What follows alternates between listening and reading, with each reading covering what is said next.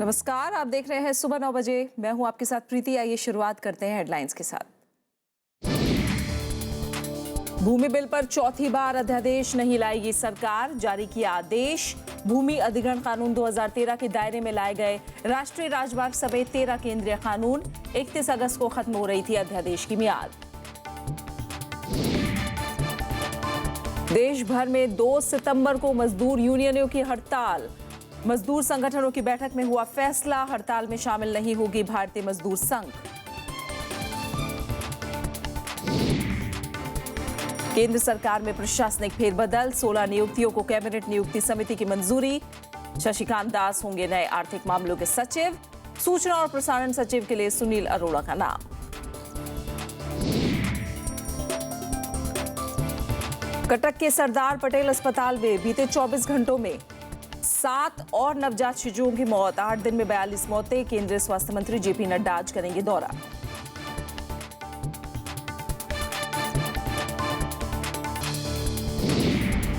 और देश भर में भाई बहन के पवित्र रिश्ते का त्योहार रक्षाबंधन की धूम। राष्ट्रपति, उपराष्ट्रपति और प्रधानमंत्री ने दी देशवासियों को शुभकामनाएं। नासिक कुंभ में पहला शाही स्नान आज।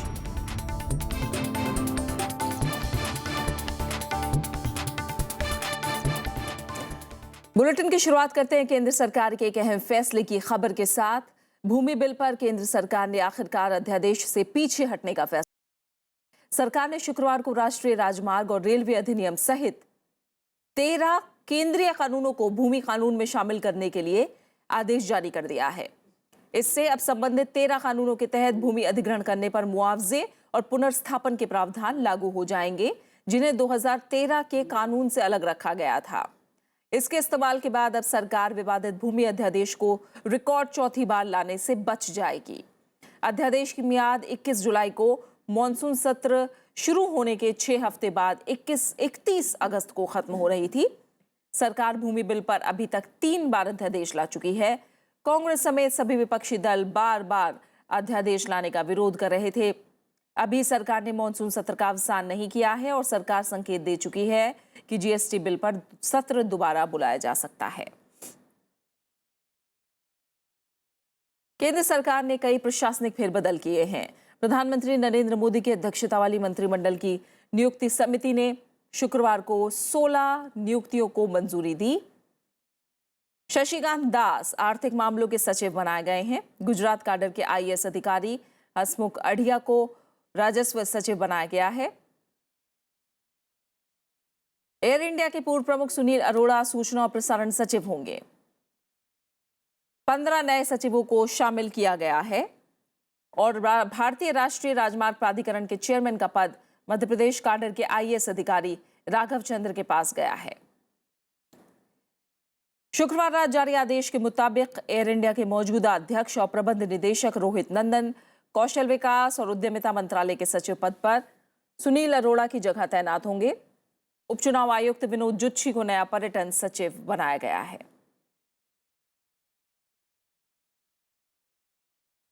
केंद्रीय मजदूर संगठन के नेताओं ने 2 सितंबर को देश भर में 1 दिन की हड़ताल पर जाने के प्रस्ताव पर अंतिम मुहर लगा दी है।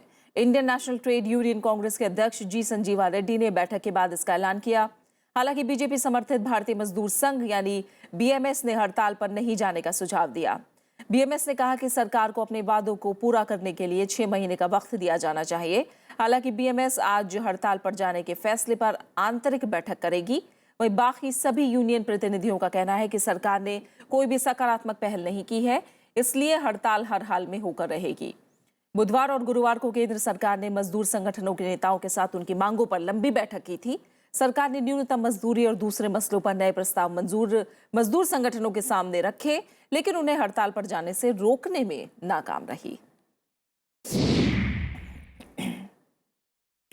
गुजरात की हिंसा पर राज्य सरकार के रवैये को लेकर पार्टी के अंदर ही सवाल उठने लगे हैं। बीजेपी के नेता गुजरात पुलिस पर कार्रवाई की मांग कर रहे हैं, तो वहीं पार्टी के 23 काउंसिलर्स ने अपने पद से इस्तीफा दे दिया है। गुजरात में हिंसा के बाद जनजीवन तो पटरी पर लौट रही है, लेकिन इन सब के बीच राज्य सरकार के रवैये को लेकर पार्टी के अंदर ही नाराजगी सामने आ रही है। बीजेपी सांसद नारन कछाड़िया ने मुख्यमंत्री आनंदीबेन पटेल को चिट्ठी लिखकर दोषी पुलिस वालों के खिलाफ कार्रवाई की मांग की है। वहीं पार्टी के 23 काउंसलर ने इस्तीफा दे दिया है। उधर गुजरात हाईकोर्ट ने हिरासत में हुई एक मौत की सीआईडी जांच के आदेश दे दिए हैं। कोर्ट ने इसको नोट किया और इसके इन्वेस्टिगेशन के आदेश दिए।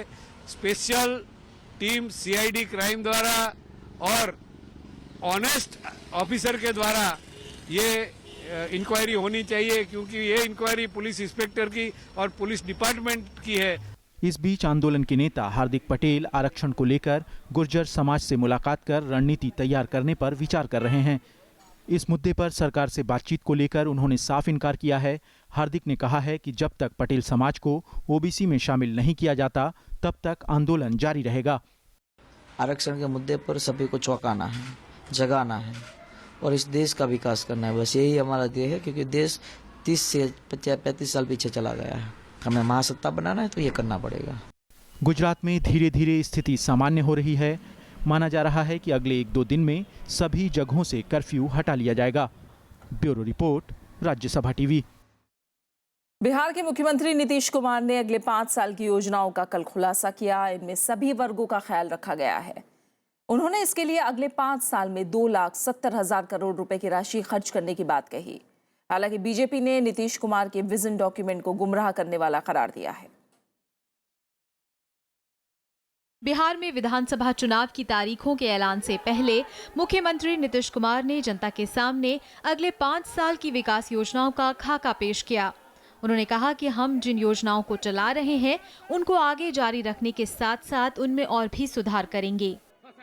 जिन योजनाओं को चला रहे हैं, क्रियान्वित कर रहे हैं, उनको तो दृढ़तापूर्वक आगे क्रियान्वित करना ही है और उन सभी कार्यक्रमों में जो आवश्यकता है उसके अनुरूप धनराशि उपलब्ध कराते हुए, उसको ठीक ढंग से मॉनिटर करते हुए, अनुश्रवण करते हुए इस काम को तो आगे जारी रखना ही है। लेकिन उसके अलावा आखिर हम जहां पहुंचे, हम जिस मंजिल तक पहुंचे हैं उसके आगे भी जाना। जिन 7 योजनाओं पर नीतीश कुमार ने ध्यान देने की बात कही, उनमें छात्रों को क्रेडिट कार्ड, स्वयं सहायता भत्ता, उद्यमिता विकास के लिए मदद, कॉलेजों में निःशुल्क वाईफाई की सुविधा, पाइप वाटर सप्लाई योजना, हर घर में शौचालय, हर घर में बिजली, हर गांव में सड़क, महिलाओं को 35% आरक्षण और 5 मेडिकल कॉलेज खोलना शामिल है। नीतीश कुमार ने कहा कि अगले 5 साल में बिहार के विकास के लिए 2,70,000 करोड़ रुपए की राशि खर्च की जाएगी। इसलिए हम राज्य की तरफ से ये विचार है हमारा कि एक स्टूडेंट क्रेडिट कार्ड की योजना हम शुरू करेंगे। स्टूडेंट क्रेडिट कार्ड 4 लाख रुपए की सीमा उसमें होगी कि 12वीं कक्षा के बाद कोई भी उसका लाभ उठा सकता है। स्टूडेंट क्रेडिट कार्ड 4 लाख रुपए तक का। इधर बीजेपी ने कहा है कि अब नीतीश कुमार के भाग्य का फैसला जनता ही करेगी। समय आ गया है कि अपना लेखा जोखा लेके बिहार की जनता के पास जाएं, उनको बताएं कि हमने क्या किया है, भविष्य में क्या करेंगे वो बात की बात है। आज तक उन्होंने क्या किया है बिहार की जनता को बताएं, तब शायद कुछ गुंजाइश बन सकती है। बिहार विधानसभा का इस बार का चुनाव कई मायनों में अलग है। अब लोगों को इंतजार है चुनाव की तारीखों का। Bureau report, Rajya Sabha TV. Bihar में जैसे जैसे चुनाव नजदीक आ रहा है, राजनीतिक पार्टियां अपनी रणनीति को और तेज करने में लग गई हैं। कोई रैली करके शक्ति प्रदर्शन की तैयारी कर रहा है तो कोई सीटों के तालमेल को लेकर माथापच्ची कर रहा है। पटना के गांधी मैदान में बिहार के मुख्यमंत्री नीतीश कुमार कल स्वाभिमान रैली करेंगे। महागठबंधन के बाद होने वाली इस रैली को लेकर नीतीश कुमार खासा उत्साहित हैं। उनका दावा है कि रैली में गठबंधन के सभी बड़े नेता शामिल होंगे। हालांकि अभी तक ये साफ नहीं हो पाया है कि इस रैली में कांग्रेस अध्यक्ष सोनिया गांधी और उपाध्यक्ष राहुल गांधी शामिल होंगे या नहीं। महागठबंधन की रैली है तो इसमें शामिल सभी पार्टियों के प्रमुख नेता इसमें शामिल होंगे। राष्ट्रीय जनता दल यू, कांग्रेस पार्टी। नीतीश कुमार ने दावा किया है कि उनकी रैली में प्रधानमंत्री नरेंद्र मोदी की रैली से ज्यादा लोग शामिल होंगे। हालांकि उन्होंने लोगों की संख्या के बारे में दावा करने से इनकार कर दिया। जिस प्रकार की रैली है और जिस तरह का उत्साह है ग्राउंड लेवल पर, जमीन के स्तर पर जिस तरह का लोगों के मन में उत्साह है, वो देखते हुए तो यही लग रहा है कि ये जबरदस्त रैली होगी और सबसे बड़ी बात है कि अभूतपूर्व होगी। उधर सीटों के बंटवारे को लेकर 31 अगस्त को एनडीए की बैठक होनी है। माना जा रहा है कि बैठक में एनडीए के घटक दलों को कितनी सीटें मिलेंगी ये तय हो जाएगा। हालांकि अब तक सीटों का बंटवारा नहीं होने पर आरजेडी ने कहा है कि बीजेपी का विजन साफ नहीं है। कार्यक्रम को लेकर के कोई साम्य है, न नेतृत्व को लेकर के कोई साम्य है, न सीट को लेकर के कोई साम्य है। और ये बिहार जैसे एक महती प्रदेश में एक जहां के लोग पूछना चाहते हैं कि आपका एजेंडा क्या है, तो एजेंडा तो दूर, मैं समझता हूं कि अभी तक जो मौलिक चीजें हैं चुनाव की उसको तय नहीं कर पाए हैं। और बिहार में इस समय चुनावी माहौल है।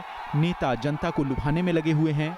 कभी विशेष पैकेज देकर जनता को अपनी ओर खींचने की कोशिश की जा रही है, तो कभी विशेष पैकेज को छलावा बताकर जनता को समझाने की कोशिश की जा रही है। बिहार की जनता सब देख रही है। सही समय आने पर जनता अपना फैसला सुना देगी। Bureau report, Rajya Sabha TV. Bihar में सियासी हलचल के बीच बिहार पर्यटन विभाग के कर्मचारी पिछले 24 दिनों से हड़ताल पर हैं। पटना में पर्यटन विभाग का एकमात्र होटल बंद पड़ा है, जिसके चलते अब राज्य को लाखों का नुकसान उठाना पड़ रहा है। बीते 24 दिनों से धरना प्रदर्शन कर रहे ये तमाम लोग बिहार पर्यटन विभाग के कर्मचारी हैं। धरने की वजह समान कार्य के बदले समान वेतन की मांग है, जिसे वित्त विभाग ने दिसंबर 2014 में ही हरी झंडी दे दी थी। लेकिन करीब 8 महीने का वक्त बीतने के बाद भी विभाग के कर्मचारी अब तक अपने हक से महरूम हैं। समान वेतन का भुगतान करने के लिए ये जो है कि पहले दिसंबर में आदेश निर्गत हुआ था, नवंबर में ही आदेश निर्गत हुआ था, जिसको कि दिसंबर से भुगतान करना था। 8 महीना बीत जाने के बावजूद भी कर्मियों को भुगतान नहीं दिया गया है। पटना का एकमात्र सरकारी होटल कौटिल्या पिछले 24 दिन से बंद है। हड़ताल के चलते यहाँ सन्नाटा है। वाहन, लेजर शो जैसे रेवेन्यू के साधन ठप पड़े हैं। चुनाव का माहौल है और ऐसे में पर्यटन विभाग के सुस्त रहने से राज्य को लाखों का नुकसान हर रोज हो रहा है। अधिकारियों की माने तो हड़ताल खत्म करवाने की कोशिशें जारी हैं। कर्मचारियों और पदाधिकारियों के द्वारा विगत 5-8 से अनिश्चितकालीन हड़ताल के मद्देनजर उन लोगों से कई बार वार्ता भी की गई, किंतु वार्ता सफल नहीं हो सका। घाटा तो हो ही रहा है, जिसके लिए बराबर प्रयास किया जा रहा है कि जल्द से जल्द हड़ताल टूटे और निगम के सभी कर्मी कार्य पर वापस लौटें। हड़ताली कर्मचारियों का आरोप है कि वित्त विभाग की सहमति के बाद भी वेतन लागू नहीं किया जा रहा। विभाग के सचिव से 2 बार बैठक भी हुई, लेकिन हर कोशिश के बाद जब उनकी मांग पूरी नहीं हुई तो 5 अगस्त से उन्हें हड़ताल ही एकमात्र सहारा दिखा। Bureau report, Rajya Sabha TV. One rank one pension की मांग को लेकर पूर्व सैनिक अब चारों तरफ से सरकार पर दबाव बना रहे हैं। पूर्व सैनिकों ने कल गृह मंत्री से मुलाकात करके अपनी मांग सामने रखी और प्रधानमंत्री से मिलने की अपील की। वन रैंक वन पेंशन पर एक तरफ जहां पूर्व सैनिक दिल्ली के जंतर मंतर पर धरना दे रहे हैं, तो दूसरी तरफ सरकार के नुमाइंदों से मुलाकात कर चौतरफा दबाव बना रहे हैं। कल पूर्व सैनिकों ने गृह मंत्री राजनाथ सिंह से मुलाकात कर अपनी मांग रखी। सैनिकों ने गृह मंत्री से कहा कि उनकी मांग को जल्द से जल्द पूरा किया जाए। ये वादा किया कि वो प्रधानमंत्री जी से मिलेंगे और कोशिश करेंगे इसके बारे में कि वन रैंक वन पेंशन आपका जल्दी से जल्दी हो जाए। और उन्होंने ये बताया कि हमें याद है कि हमने ये आश्वासन आपको दिया था। माना जा रहा है कि सैनिकों की मांग को लेकर गृह मंत्री ने कल प्रधानमंत्री से मुलाकात की है। इस मुलाकात के दौरान वन रैंक वन पेंशन पर क्या बात हुई ये तो सामने नहीं आया है, लेकिन कहा जा रहा है कि गृह मंत्री ने प्रधानमंत्री को पूर्व सैनिकों की मांग की पूरी विस्तृत जानकारी दी है। कल पूर्व सैनिक 1965 के युद्ध की जीत के स्वर्ण जयंती समारोह में शामिल नहीं हुए। सैनिकों ने प्रधानमंत्री से मुलाकात करने की मांग की है। नहीं आए, क्यों नहीं आए? हम दुखी हैं, गुस्से में हैं। प्रधानमंत्री जी से गुजारिश है कि आप हमें बुलाएं, हमारी को सुने, और मुझे पूरा यकीन है कि आप जब को सच्चाई पता लगेगी तो आप एकदम हमें वन रैंक वन पेंशन दे दोगे। वन रैंक वन पेंशन को लेकर पूर्व सैनिक पिछले 2.5 महीने से अनशन पर बैठे हुए हैं। इस मुद्दे पर सरकार से कई बार बातचीत भी हुई, लेकिन वो सफल नहीं हो पाई। प्रधानमंत्री खुद भी कह चुके हैं कि सरकार इस मामले को लेकर गंभीर है, लेकिन सवाल ये उठ रहा है कि आखिर कब पूर्व सैनिकों की मांग मानी जाएगी। Bureau report, Rajya Sabha TV. सीमा पार से लगातार हो रही सीजफायर के उल्लंघन से लोग डर गए हैं। सीमा से सटे इलाकों में रहने वाले लोगों को समझ में नहीं आ रहा है कि पाकिस्तान की इस करतूत से कैसे अपने आप को बचाया जाए।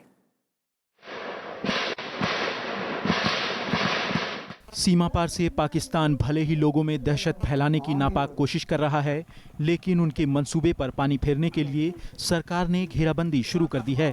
पाकिस्तान की इस करतूत को अब अंतर्राष्ट्रीय स्तर पर उठाने के लिए सभी पार्टियां एकजुट हो गई हैं।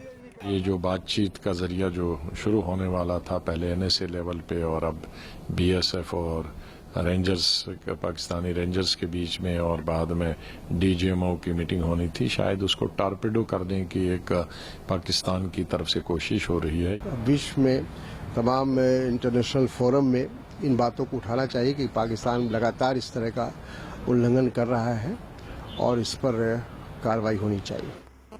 सीमा पर गोलीबारी से लोग डरे हुए हैं। सीजफायर का उल्लंघन कर पाकिस्तान हर बार सेना की चौकियों को निशाना बना रहा है, लेकिन इसका उसे माकूल जवाब भी मिल रहा है। डिप्लोमेटिकली पूरे दुनिया में आइसोलेट हो गया पाकिस्तान, और वो अपनी डेस्परेशन से जो फायरिंग कर रहा है।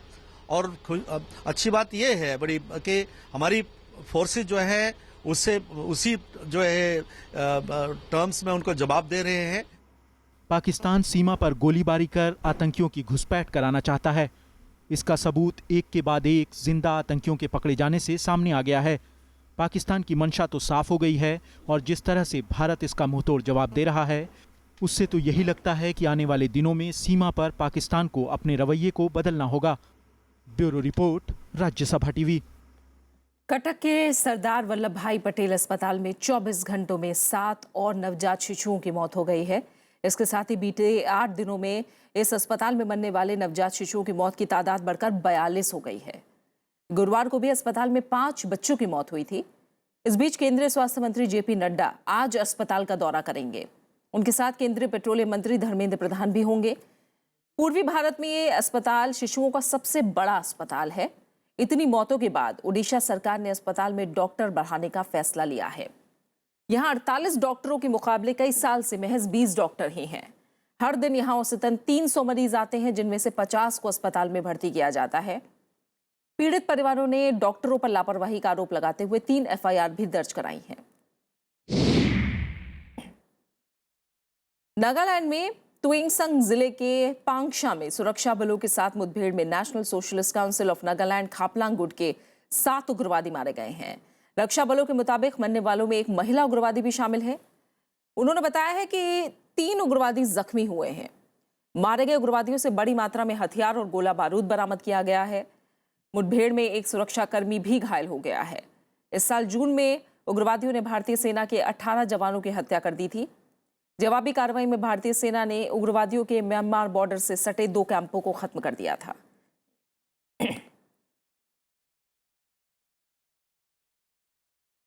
फिलहाल एक छोटे से ब्रेक के लिए रुक रहे हैं, और ब्रेक के बाद दिखाएंगे देश भर में रक्षा बंधन की धूम।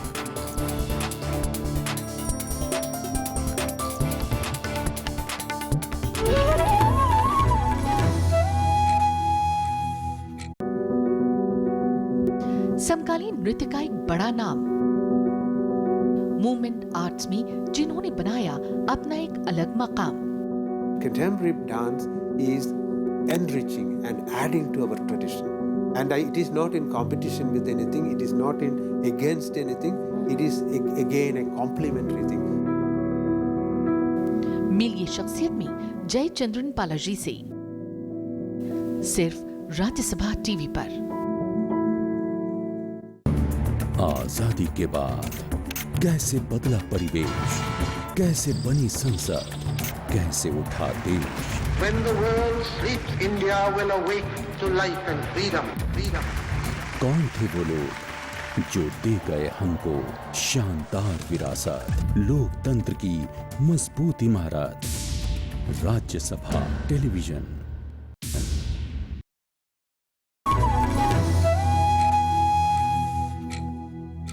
दिल्ली जल बोर्ड के चेयरमैन और कानून मंत्री कपिल मिश्रा ने मुख्यमंत्री अरविंद केजरीवाल को खत लिखा है और 2012 में पानी के टैंकरों की खरीद के मामले में पूर्व मुख्यमंत्री शीला दीक्षित और दूसरे लोगों के खिलाफ एफआईआर दर्ज कराने की सिफारिश की है। दिल्ली सरकार ने करीब 1.5 महीने पहले इस मामले में जांच समिति बनाई थी, जिसने अपनी रिपोर्ट में 400 करोड़ रुपए के पानी के टैंकरों की खरीद फरोख्त में गड़बड़ी की बात कही थी। रिपोर्ट ये कहती है कि हाँ गड़बड़ हुई है, टैंकर के खरीदने में लगभग 400 करोड़ रुपए का दिल्ली जल बोर्ड को नुकसान हुआ है। मुख्यमंत्री शीला दीक्षित जी उस वक्त दिल्ली जल बोर्ड की चेयरमैन थी, उसी के संदर्भ में मैंने अभी ये चिट्ठी लिखी है। अगर उनको लगता है कि कोई घोटाला हुआ है तो जांच करवानी चाहिए, और वो जिस एजेंसी से करवाना चाहे हमें कोई दिक्कत नहीं है। जिसने जो किया होगा वो सामने आ जाएगा। भ्रष्टाचार खत्म होना चाहिए और पुराने बहुत सारे मामले हैं जिन पर एफआईआर होने की जरूरत है और भ्रष्टाचार में जो लोग लिप्त थे उनको पकड़ने की जरूरत है। अब मोबाइल वैन पर दिल्ली सरकार प्याज बेचेगी। कम दाम पर प्याज को वैन के जरिए अलग अलग इलाकों में ले जाया जा रहा है। दिल्ली सरकार ने कल 34 वैन को हरी झंडी दिखाई, जिसमें 16 गाजीपुर मंडी से, 10 ओखला और 8 वैन केशपुर मंडी से। दिल्ली सरकार की पहले के बाद 280 दुकानों पर 30 रुपए किलो प्याज बेच रही है। सरकार का दावा है कि इसे आम लोगों को इससे जरूर फायदा हो रहा है। दिल्ली में पिछले एक हफ्ते में डेंगू के 250 नए मामले सामने आए हैं। डेंगू के अब तक 780 मामले सामने आ चुके हैं। बढ़ते मामलों को देखते हुए सरकार ने कई जरूरी कदम उठाए हैं। रिपोर्ट के मुताबिक कई पॉश इलाकों से डेंगू के मामले सामने आ रहे हैं। डेंगू से बचने के लिए एहतियातन जरूरी कदम भी उठाए जा रहे हैं। अस्पतालों के परिसरों में साफ सफाई को सुनिश्चित करने के लिए भी जरूरी कदम उठाए जा रहे हैं।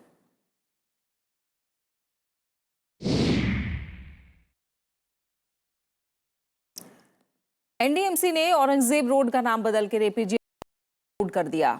ये सड़क इंडिया गेट के पास ताज मानसिंह होटल से शुरू होकर सफदरजंग रोड पर प्रधानमंत्री का आधिकारिक आवास के पास आकर मिलती है।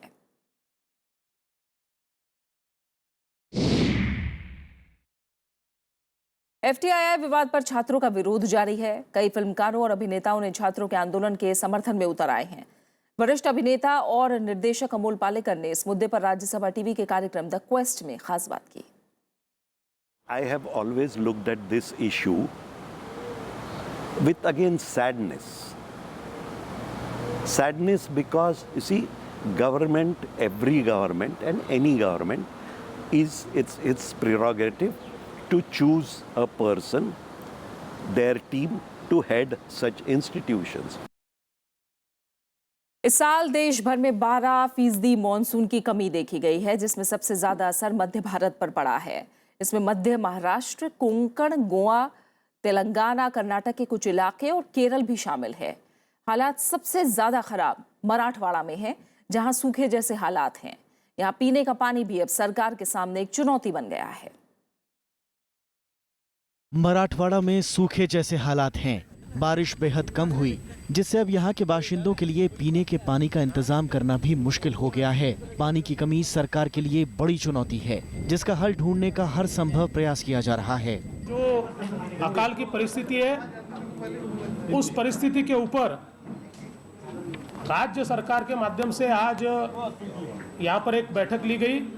किस प्रकार से हम लोगों को पीने का पानी दे, किस प्रकार से जानवरों को हम चारा दे, इसका पूरा नियोजन किया गया है। ये हाल सिर्फ महाराष्ट्र के मराठवाड़ा का ही नहीं है। कोंकण में भी 38% कम बारिश हुई है। वहीं गोवा में 32%, तटीय कर्नाटक में 44%, दक्षिण कर्नाटक में 28%, तेलंगाना में 25% और केरल में 31% कम बारिश हुई है। मध्य और दक्षिण भारत के ये हाल हैं तो उत्तर भारत के भी कई इलाके कम बारिश की मार झेल रहे हैं। पूर्वी उत्तर प्रदेश में 36% कम बारिश हुई, जबकि पश्चिमी उत्तर प्रदेश में 30 और पंजाब में 31% कम बारिश आंकी गई। जो मुख्य एक पैरामीटर हो सकता है जिसकी वजह से कम बारिश अभी तक हुई है, वो एल नीनो का है, क्योंकि इस साल काफ़ी strong El Nino Pacific ocean में बना हुआ है और उसका असर हमारी मानसून की बारिश में हमने देखा है कई बार अच्छा नहीं होता है। मौसम विभाग की माने तो पूरे देश में इस साल 12% कम बारिश हुई है। इसमें जुलाई के माह में 17% कम बारिश हुई, जबकि अगस्त में अब तक 10% कम पानी बरसा है। अब ऐसे में पिछले साल कम मानसून की मार झेल चुके किसान इस साल दोहरी मार झेलने को मजबूर हैं। रविंद्र सिंह शौरान, राज्यसभा टीवी। तमिलनाडु के कोयम्बटूर में देश का पहला इंसेक्ट म्यूजियम खुलने के लिए तैयारी अब आखिरी चरण में है। दुनिया भर के 1 लाख से ज्यादा कीड़ों के नमूने वाला ये संग्रहालय अगले 2-3 महीने में काम करना शुरू कर देगा। इससे छात्रों और किसानों के साथ ही कीड़ों के अध्ययन का शौक रखने वालों को भी काफी मदद मिलेगी। अगर आप कीट पतंगों के अध्ययन में रुचि रखते हैं तो कोयम्बटूर जल्द ही आपकी पसंदीदा जगह होगी। यहाँ तमिलनाडु कृषि विश्वविद्यालय में देश का पहला इंसेक्ट म्यूजियम खुलने वाला है। इसमें 5000 प्रजातियों के करीब 1 लाख कीड़े रखे जाएंगे। बीते 50 साल में centre for plant protection and studies ने इन्हें जमा किया है। An insect museum will be constructed and it will come to function within 2 to 3 months. संग्रहालय के लिए कीड़ों के नमूने देश भर से जमा किए गए हैं। इसके अलावा बांग्लादेश, श्रीलंका, थाईलैंड और पाकिस्तान से भी कीड़ों को लाया गया है।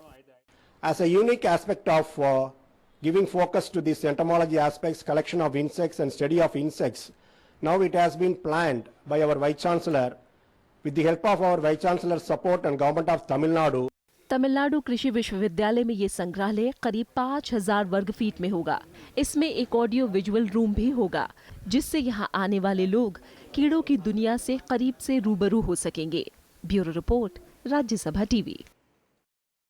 भाई बहन के प्यार का त्योहार रक्षाबंधन आज देश भर में पूरी धूमधाम के साथ मनाया जा रहा है। रक्षाबंधन महज एक त्योहार नहीं, बल्कि हमारी परंपराओं का प्रतीक है, जो आज भी हमें अपने परिवार और संस्कारों से जोड़े रखे है।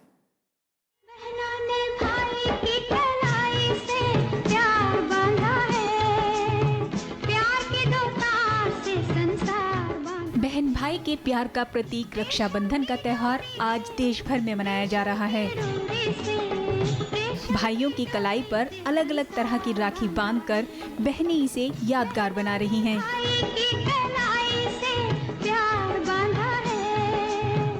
इस खास मौके पर राष्ट्रपति, उपराष्ट्रपति और प्रधानमंत्री ने भी देशवासियों को रक्षाबंधन की बधाई दी। हरियाणा सरकार ने महिलाओं को रक्षाबंधन पर आज एक खास सौगात दी है। सरकार राज्य के सभी 21 जिलों में महिला थानों की शुरुआत करने जा रही है। इन थानों में दरोगा से लेकर सिपाही तक सभी पुलिसकर्मी महिला होंगी। वहीं दिल्ली की डीटीसी की बसों में भी आज महिलाएं मुफ्त यात्रा कर सकती हैं। रक्षाबंधन के मौके पर मॉल और बाजारों की सुरक्षा भी बढ़ा दी गई है। Bureau report, Rajya Sabha TV. और विदेश मंत्री सुषमा स्वराज ने वेंकैया नायडू को राखी बांधी है। इस मौके पर संसदीय कार्य मंत्री वेंकैया नायडू ने देशवासियों को बधाई दी है। उन्होंने कहा कि ये भाई बहन का पर्व है और भाइयों को बहनों की रक्षा करनी चाहिए। आज रक्षाबंधन का शुभ अवसर है। हमारा भारतीय परंपरा और हिंदू परंपरा के हिसाब से हम लोग भाई बहन से और बहन भाई से मिलना, एक दूसरे को राखी बांधना और हम आपका रक्षा करेंगे, आप हमारा रक्षा करेंगे, दोनों मिलकर देश का रक्षा करेंगे। नासिक कुंभ का आज पहला शाही स्नान है। नासिक और त्र्यंबकेश्वर में लाखों श्रद्धालु डुबकी लगा रहे हैं। नासिक में वैष्णव और त्र्यंबकेश्वर में शैव संप्रदाय के अखाड़े ने स्नान किया। सुबह 4:45 बजे से ही शाही स्नान शुरू हो गया। अलग अलग अखाड़ों को शाही स्नान के लिए अलग अलग समय मुकर्रर किया गया है। प्रशासन को 80 लाख से 1 करोड़ लोगों की डुबकी लगाने की उम्मीद है। सुरक्षा के तगड़े इंतजाम किए गए हैं। 15,000 पुलिसकर्मियों को सुरक्षा में लगाया गया है। स्पेशल फोर्स और एटीएस के 10 स्क्वाड, बम निरोधक दस्तों की 12 टीमें तैनात की गई हैं। 350 सीसीटीवी कैमरों से चप्पे चप्पे की निगरानी की जा रही है। बात क्रिकेट की करते हैं। भारत और श्रीलंका के बीच कोलंबो टेस्ट का पहला दिन बारिश की भेंट चढ़ गया। हालांकि बारिश होने तक टीम इंडिया ने पहली पारी में 2 विकेट पर 50 रन बना लिए हैं। बारिश की वजह से महज 1 घंटे का खेल ही खेला जा सका। खेल रोके जाने के समय चेतेश्वर पुजारा 19 और विराट कोहली 14 रन बनाकर क्रीज पर थे। श्रीलंका ने टॉस जीतकर गेंदबाजी करने का फैसला लिया था। वित्त मंत्री अरुण जेटली ने कल globalisation, democratisation and distributive justice नाम की किताब का विमोचन किया। वित्त मंत्री अरुण जेटली ने कहा कि वैश्विक बाजार में तेल के घटे हुए दामों से भारत को फायदा होगा। इससे सामाजिक सुरक्षा योजना के जरिए इंफ्रास्ट्रक्चर को और मजबूत किया जा सकता है। इस मौके पर सुप्रीम कोर्ट के जज रोहिंटन नरीमन और कई गणमान्य हस्तियां मौजूद थीं। किताब के लेखक प्रोफेसर मूलचंद शर्मा हैं। और अब आखिर में एक नजर हेडलाइंस पर। भूमि बिल पर चौथी बार अध्यादेश नहीं लाएगी सरकार, जारी किया आदेश। भूमि अधिग्रहण कानून 2013 के दायरे में लाए गए राष्ट्रीय राजमार्ग समेत 13 केंद्रीय कानून। 31 अगस्त को खत्म हो रही थी अध्यादेश की मियाद।